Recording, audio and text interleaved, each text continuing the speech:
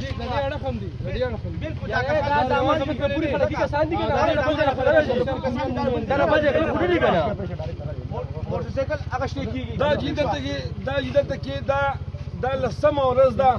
دا اوه کیسه اوه تنان ولګېده پرون لګېدلې تن ابل ورځ تن لګېدلې نن تن لګېدلې ابل ورځ ګاډی لګېدلې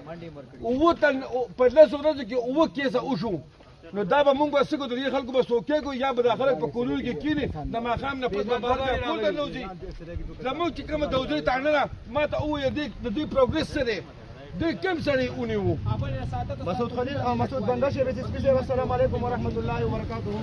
دا زموږ د کلی نائب ناظم دی آصف زموږ په کلی کې دا څو ورځو کې په لسو ورځو کې اوه کیسه وشو اوه تنان ولګېدو کینې راشي د تاڼې رپورټ وګورئ اسپتالونه وګورئ که د دروغ وي چې څه تاسو به مونږ منو په ایمان ووایي په دې لسو ورځو کې اوه کیسه وشو پورې شو او زمونږ تپوس څوک نه کوي زموږ مطالبه یو دا وروره مهرباني به دا بیکر بروره ختمېږي زی به نه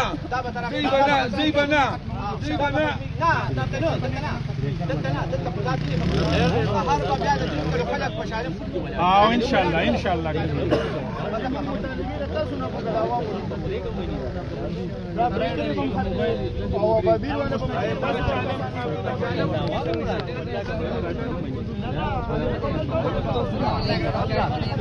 جمهور په خطر کې یا پیدا ده او پیدا ده یو